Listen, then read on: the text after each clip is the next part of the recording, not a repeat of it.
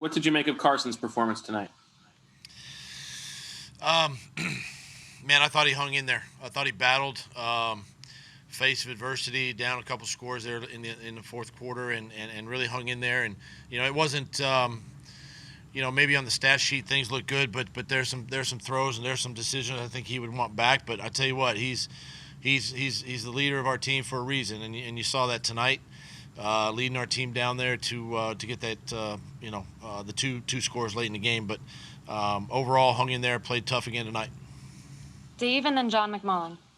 Hey, Doug, what's your anxiety level like watching Carson take those hits? And are you confident that he's going to be able to make the plays even despite some of the breakdowns in pass protection?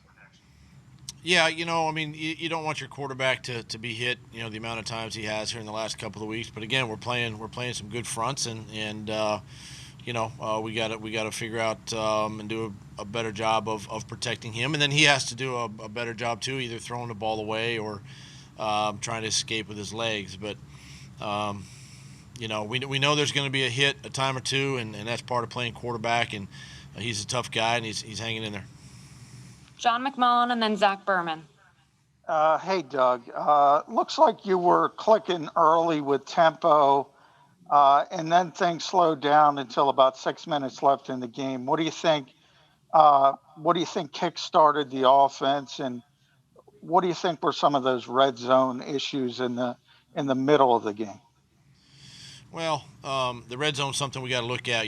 This is the first game where we struggled a little bit in the red zone, and listen, credit the guys. We got down there a few times, and it's one of the things you can't do when you're down there is obviously turn the ball over. Can't have sacks, can't have penalties, and we had a little bit of all those tonight, and yet we were still able to overcome it.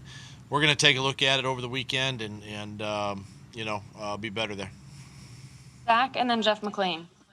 Hey, Doug, after Jason Kelsey's penalty pushes you back to 1st and 18 there, or 1st and goal from the 18, what was the plan there as far as the play calling, and did you want to get it all in one play on that pass to Boston Scott?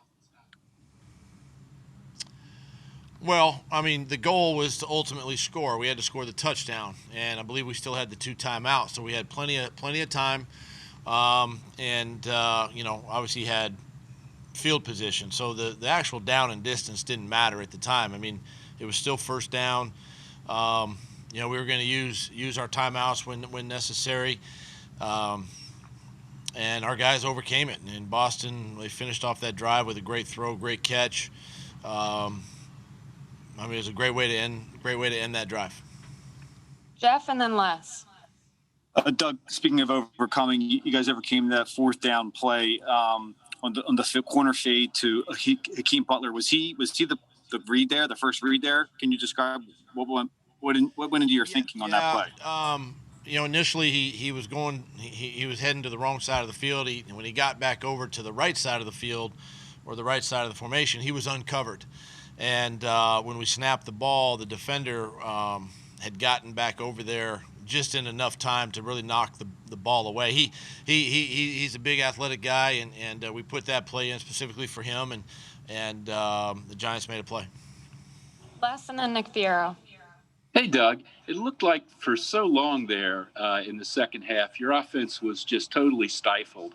And then once you're down 11, it sprung to life.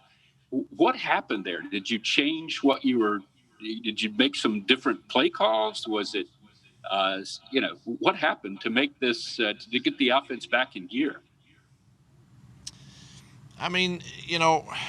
We always evaluate, between series, how a defense is defending, and we make some subtle adjustments and try to put some guys in position. This is all part of game planning and part of in-game adjustments, and we were able to do that. We knew once we got down, the 2 scores, we were going to be in 2-minute mode anyway, and our guys just made some plays. We made a deep throw there to John Hightower that helped us eventually score, and made a couple other nice throws. Rich Rod, came up big for us on a scramble play, and you're just going to need some of that stuff, when you're in that situation. But We were in 2-minute mode anyway, with about 6 or 7 minutes to go in the game, knowing we were down 2 scores just to get us back in the game. Nick and then John Clark. All right, Doug, you had 2 guys that came back from injuries today that got injured again with new injuries, Deshaun, Lane Johnson, 2 big parts of your offense. How does your team react to so many injuries like that? And do you have any kind of update on them? I don't have any updates right now. Probably get more tomorrow, or at least through the weekend, with some time off for the players this weekend. And it's really good to get those 2 guys back, and Deshaun was active in the game early, and tried to continue to get him some touches as the game went on. And then having Lane back, really, he was in, he got knocked out for a play or 2, came back, played really tough as well. So both of those guys. So it was really a shot in the arm for the offense to get those guys back. You have time for 2 more, so we'll go John Clark and Chris Franklin. Doug, in the history of this league, a lot of people judge quarterbacks, sometimes their greatness on comebacks. What has Carson showed you the last couple of weeks, leading you guys to 34 points in the fourth quarter and maybe taking that step in the pressure moments?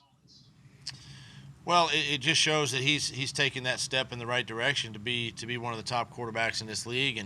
And you're absolutely right. I mean, quarterbacks sometimes get measured by fourth quarter comebacks. I know that's part of a stat that gets recorded, and he he's done that. The last couple of weeks we've put ourselves in position to really either tie the game a week ago and of course this week win the game, and it's what it takes. I mean, especially in the situation that we are, health wise as a team, we know these games are going to be probably closer than we would like, but it is good to see your quarterback stand in there, go toe-to-toe, take some shots, and still lead your team down the field for the win. Go ahead, Chris.